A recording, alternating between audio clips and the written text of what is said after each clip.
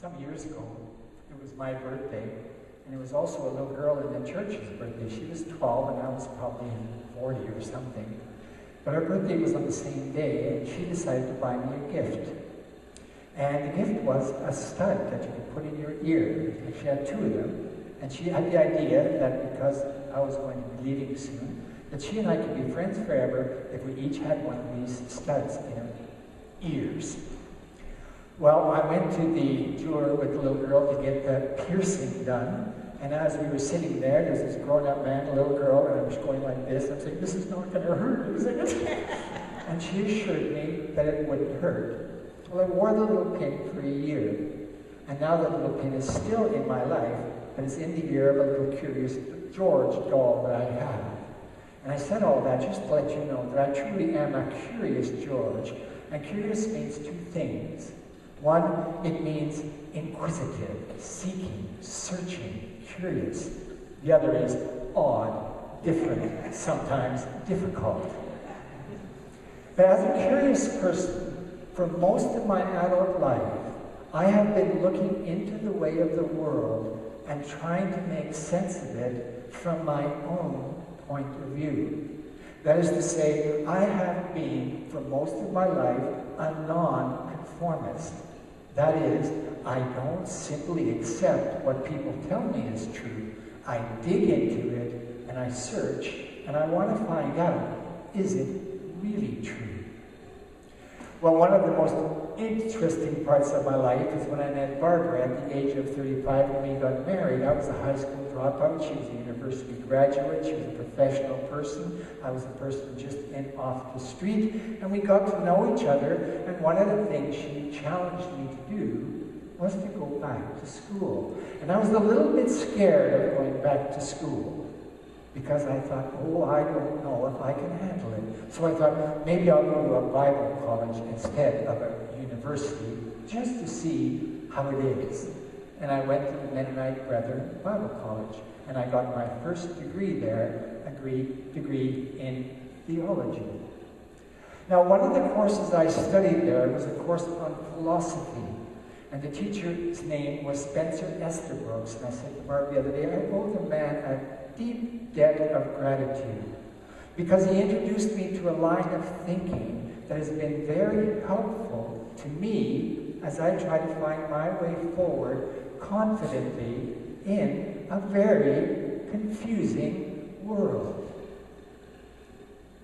The story of our world is a story that is worth investigating. Up until about the 15th century, things were going along in a pretty ordinary way, a pretty predictable way.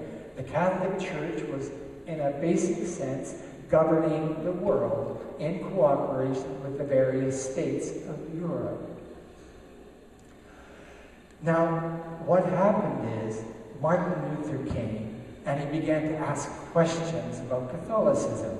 He was a nonconformist at the time.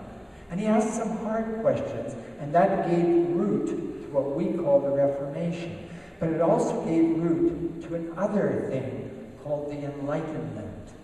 And the Reformation was basically a shift in the trajectory of the church. The church had been going in one direction, and Martin Luther invited it to try a new direction. But that questioning of the authority of the Catholic Church also opened the minds of many thinkers to wonder, is there a God at all? And many thinkers began to have the assumption that no, there was no supernatural being up in heaven somewhere controlling everything. And this is where we begin the period of the Enlightenment, or the beginning of the scientific endeavor, or the beginning of what we call progress. So from about the 16th and 17th century, ideas were sown into the minds of people about what life was about and what life meant. And the basic idea that came out of the Enlightenment was that we were free from any obligation to do anything that was expected of us from a higher power. We were actually totally free to do whatever we wanted. And one of the best ways of going about that was for us to get our minds behind the program and start changing the world. And getting rid of nature, because nature had been such a problem, and we'd been told to accept it. But now the new idea was, no, nature is the problem. And we, with our minds, are going to overcome nature. That is to say, the human being, at a certain point in time, decided that God was no longer necessary. And we've seen that idea move forward over the last 400 or 500 years, and it's now beginning to be obvious that maybe we made a mistake back then. Maybe we didn't have the ability to control nature. Maybe we didn't have the ability to be the lords of our own lives. Maybe we did need something bigger than ourselves so that we could be happy and healthy human beings. Now that brings me to the two texts. Because the two texts are about two ideas. The first text about the Tower of Babylon, the Tower of Babel, is very much like our experience with progress and modernity. It's as though we said, like those ancient people, let's build something with our hands. Let's make it great. Let's make it fantastic. And let's build a huge tower. And the idea being that we were going to take the place of God. But that huge tower, just like this Tower of Babel in the story, has been built, but it is leading us not into confidence, not into certitude, not into well-being and peace. It's leading us into confusion, chaos, and division. We are divided as human beings now more than we ever have been. And that's because one of the ideas of the Enlightenment was that we were not communities, we were individuals. And that each of us was only to be interested in securing the good for ourselves. Well, that doesn't work. And so we see that our project, like the Tower of Babel, we built and we built, we got to a certain point, and we're at that point now, and it looks like it's beginning to crumble, and it's beginning to fall. And that leads us to think about the story from the book of Acts, where the followers of Jesus are gathered together in one place, something like us being gathered together here. The only difference being that these folks had been with Jesus for 3 years. They had been listening to his teaching. They had been watching his example.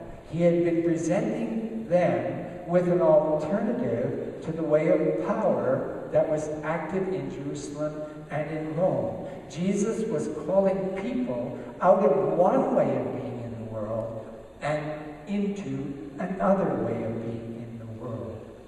And the way of Jesus was the way of cooperation, the way of community, the way of love. And the book of Acts tells us the story about the Spirit falling on the followers of Jesus, and they now spoke with one language. Everybody could understand that. And the point I'd like to make is that the story in the book of Acts takes the story in the book of Genesis, and what broke here gets fixed here. And this leads us to think about our experience in the world. What is going on? What's broke? And how can we fix it?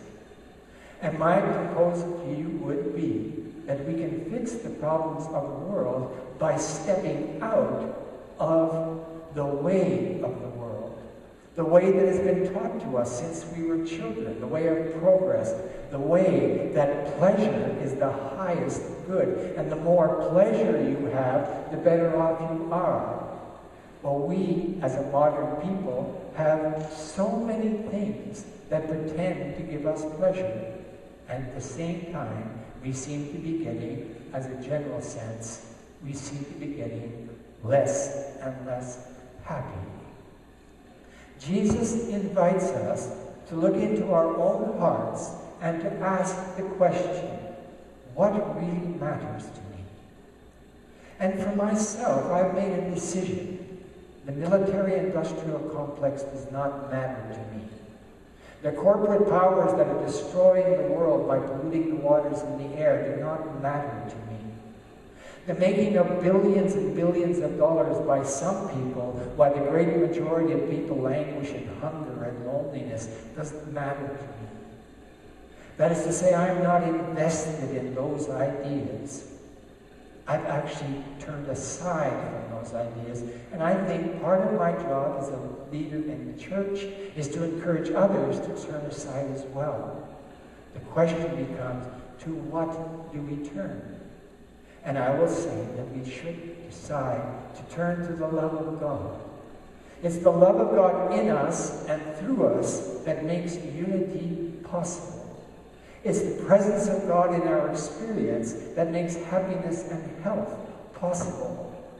All the promises of the modern age do not seem to have the ability to deliver their promises.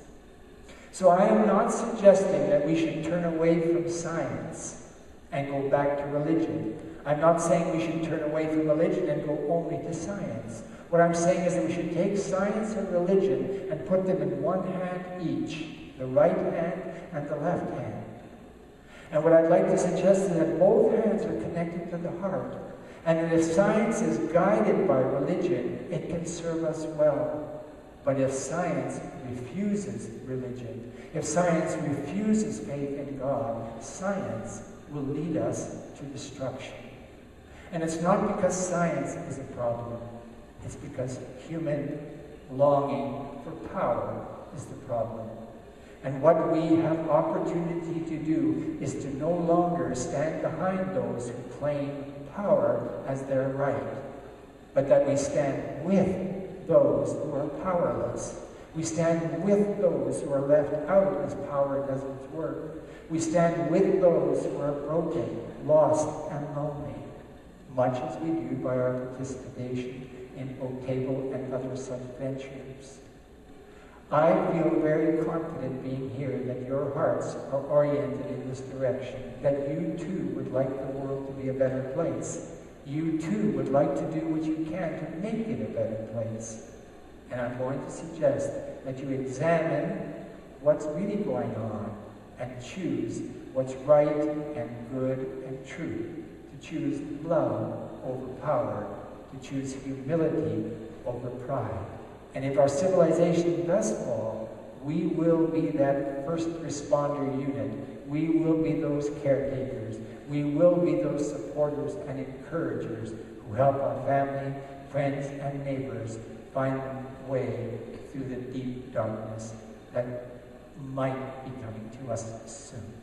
May God give us the grace to be kind, generous, loving people in and through all of our relations.